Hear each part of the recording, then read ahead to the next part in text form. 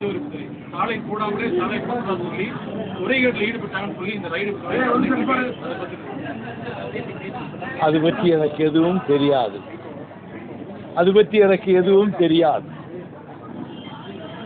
Ride நடக்கிறத எப்படி பாக்குறீங்க சார்? லஞ்சம் ஊழல் நடந்திருந்தா அது நடவடிக்கை எடுக்கணும் உங்களுடைய பார்வை.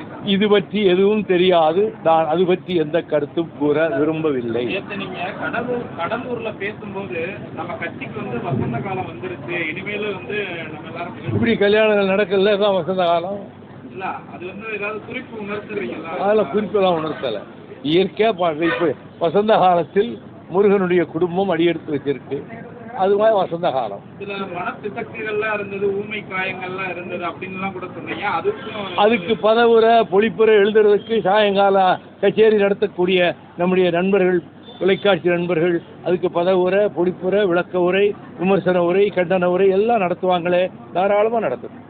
2 நாள் என்ற அந்த உரை யார் யாருக்கு சார் அழைப்பு கொடுத்துருங்க? முன்னாள் முதலமைச்சர் மு.க. ஸ்டாலின் அவர் அணிந்து கொடுத்திருக்கிறாரு. முன்னாள் முதல்வர் ஆர்வீர் சகோதரர் தளபதி மு.க. ஸ்டாலின் அணிந்துரை தந்திருக்கிறார், வாழ்த்துறை தந்திருக்கிறார்.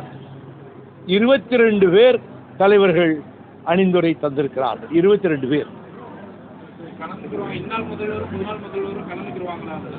எதிர்பார்க்கிறேன். அது அவங்க முடிவு. சட்டமன்றத்தில் நடைபெற்ற அந்த விவாதம், முதல்வரோட பேச்சு, பேசியிருக்காரு. ஒரு மூத்த அரசியல் தலைவரா எப்படி பாக்குறீங்க? உங்களுடைய பார்வையில எப்படி? குறுகிய நாட்களுக்குள் தன்னை ஆயத்தப்படுத்தி கொண்டு வருகிறார். இன்னும் 6 மாதங்களுக்குள் தன்னை முழுமையாக அவர் தயார்படுத்திக் கொள்வார். He will equip himself to run the administration. ஆட்சியை நடத்தக்கூடிய நுணுக்கங்கள், நிர்வாக நுணுக்கங்களை போக போக சில மாதங்களில் அவர் கற்று தேர்ந்து தெளிவு பெற்று விடுவார் என்று நான் நம்புகிறேன். சைகை செஞ்சாருன்னு சொல்லி ஒரு விமர்சனம் பண்ணுது. முன்னாள் முதல்வராக இருக்கக்கூடிய ஸ்டாலின் அவர்களை கிண்டல் செய்யும் ஒரு சைகை செஞ்சாரு ஒரு பரவலாக பேசப்படுது. அதை நீங்க எப்படி பாக்குறீங்க? எதிர்கட்சி தலைவர்கள் பேசுனது, எதிர்கட்சி தலைவர் பேசுனது, அதை பற்றி நான் கமெண்ட் அடிக்க முடியுமா? அதுபோலத்தான் அவங்க பேசுனதையும் கமெண்ட் பண்ண விரும்பல, முதல்வர் பேசுனதையும் கமெண்ட் பண்ண விரும்பல. இது பற்றி எந்த கமெண்ட்டும் சொல்ல நான் விரும்பவில்லை. உள்ளாட்சி தேர்தல் பணிகள்லாம் தொடங்க இருக்காங்க, எல்லா கட்சிகளும் தொடங்க இருக்காங்க.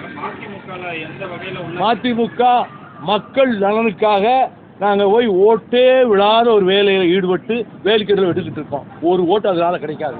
ஆனால் தமிழ்நாட்டு நன்மைக்காக ஹைகோர்ட் ஆர்டர் படி அந்த வேலையை நான் செஞ்சுக்கிட்டு இருக்கேன். எங்கள் கட்சி தமிழ்நாட்டு வாழ்வாதாரங்களை பாதுகாக்கின்ற கடமையில் எல்லா கட்சிகளையும் விட முன்னணியில் நிற்பது மறுமலர்ச்சி திமுக தான். அந்த பணியை தொடர்ந்து செய்யும். கூட்டணி கட்சியினர் அமைச்சரவையில் சேர்ந்தவங்களை பற்றி கடுமையா விமர்சித்து பேசியிருக்காரு. அப்படிதான் பேசணுமா சார்? தொடர்ச்சியா அப்படிதான் ஒவ்வொருத்தருக்கும் ஒரு பாணி இருக்கு தம்பி, ஒவ்வொருத்தருக்கும் ஒரு பாணி இருக்கு. இது ராசாவின் பாணி, அவ்வளவுதான். 2 நாள்ல ஒரு முடிவு. அது 27ஆம் தேதி பொதுக்குழு கூடுகிறது. அந்த பொதுக்குழுவில் கருத்துக்கள் பரிமாறப்பட்டு பொதுக்குழு தீர்மானங்களை வடித்தெடுக்கும். முதல் வேலையாக உங்களுக்கு, பத்திரிகையாளர்களுக்கு, தொலைக்காட்சி ஊடகங்களுக்கு உடனடியாக நாங்கள் அனுப்பி வைத்து விடுவோம். 3:30 மணிக்கு பொதுக்குழு வந்து நான் செய்தியாளர்களையும் தொலைக்காட்சி ஊடக நண்பர்களையும் சந்திக்க இருக்கிறேன். என்னுடைய பயணங்கள் தொடர்ந்து கொண்டே இருக்கின்றன. பல வருஷங்களா அது தொடர்ந்து கொண்டே இருக்கும். அப்படி ஒரு பயணம்தான் பூமிநாதன் நிறைவு விழாவாக நடத்தினாரே, அது போதைப் பொருளிலிருந்து இளம் தலைமுறையை விடுவிக்கின்ற நோக்கத்துக்காக நடத்தப்பட்ட நடைப்பயணம். அப்படி பொது நலனுக்காக என்னுடைய பயணங்களை தொடர்ந்து செய்து கொண்டே இருக்கும். பிரதான கூட்டணி கட்சியெல்லாம் வெளியே வந்துட்டாங்க, நாங்க திமுக கூட்டணியிலிருந்து வெளியே வந்துட்டோம் அப்படின்னு ஓப்பனா சொல்லிட்டாங்க. மதிமுக உள்ளிட்ட முக்கிய கட்சிகள் மட்டும் திமுக கூட்டணியில இன்னும் தொடர்ந்து விலகிட்டோன்னு சொல்றவங்க, மந்திரி சபையில சேர்ந்துட்டோன்னு சொல்றவங்க, ஆனா திமுக கூட்டணியிலேயே இருக்கிறோம்னு சொல்றவங்க, எனக்கு ஒன்றும் புரியவே மாட்டேங்குது. எனக்கு ஒன்றும் புரியலை. மந்திரி சபையிலும் இடம்பெறுவோம், இன்னொரு கட்சியின் கூட்டணியிலும் நீடிப்போம். இந்த நிலைப்பாடு அபூர்வமாக தான் எடுக்க முடியும். அதை பற்றி நான் கமெண்ட் பண்ண விரும்புகிறேன். தமிழ்நாடு முழுவதும் விவசாயிகள் பயிர் காப்பு தள்ளுபடி செஞ்சு போராட்டம் பண்றாங்களே. விவசாயிகள் போராடுவது அவர்கள் உரிமை, நியாயமான கோரிக்கைகளுக்காக போராடுகிறார்கள்.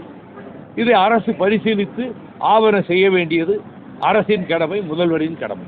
அளவான சர்க்கரை 26 கோடி மட்டும் சேர்ந்து திறக்காம கிடையாது, விவசாயிகள் பாதிக்கப்பட்டிருக்கு.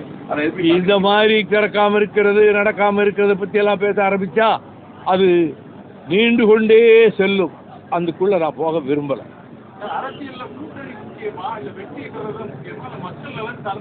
மக்கள் நலன்தான் முக்கியம். கம்யூனிஸ்ட் கட்சி வந்து தொடர்ச்சியாக டிவிகே கவர்மெண்ட்ல போயிட்டாங்க. இருந்தாலும் வந்து அவங்க வந்து விமர்சனம் வந்து தன்னுடைய டிவிகேவே வைக்கிறாங்க. திமுகவை தொடர்ந்து வந்து அவங்க அதிமுக கூட்டணி வைக்கிறாங்க, அதிமுக கூட்டணி வச்சிருக்காங்க. பேசக்கூடிய காரணம் எதனால சார்? ஏன்னா பிடிச்சோட வெளியே வந்துடலாம் இல்லையா? அது வெளியில வர்றதை தாண்டி அந்த விமர்சனம் அவங்க கூட்டணியில இல்லைன்னு சிபிஎம் அறிவிச்சிருச்சு. திமுக கூட்டணியில இல்லைன்னு வீரபாண்டியன் சிபிஐ அறிவிச்சிட்டாரு. கூட்டணியில இல்லைன்னு சொல்லிட்டாரு. அவங்க கருத்துக்களை சொல்லிட்டு இருக்காங்க. ஆனால் சொன்னாலுமே வந்து அவங்க அதிமுக கூட்டணி வைக்க தேர்தலில் வந்து வெற்றி பெறதான் முக்கியம். அதுக்கப்புறம் மக்கள் எல்லாம் சார்ந்து செயல்பட முடியும். வெளியே வந்ததுக்கு பிறகு அவங்க அதிமுக கூட்டணி ரெண்டு கட்சியோட பிரதானம் வந்து வெற்றி பெறணுன்றது தான். ஆதரவு கொடுத்துருக்காங்கல்ல அரசுக்கு. 2 கம்யூனிஸ்டுகளும் இந்த அரசுக்கு, தாவேக அரசுக்கு ஆதரவு கொடுத்துருக்காங்கல்ல. அது வெளிப்படையத்தான் கொடுத்துருக்காங்க. அரசியல் எதிர்க்கிறீங்க ரொம்ப தான் சார் இருக்குது. அதிமுக திமுக அவங்க நிலைப்பாடு எப்படி தவறுன்னு சொல்ல முடியும் சார்? அதிமுக ஆட்சி அமைக்க திமுக ஆதரவு கொடுக்க முனைந்தது உண்மையாக இருக்குமானால் அதைவிட அரசியல் மோசடி இன்னொன்று இருக்க முடியாது. இருக்குமானால்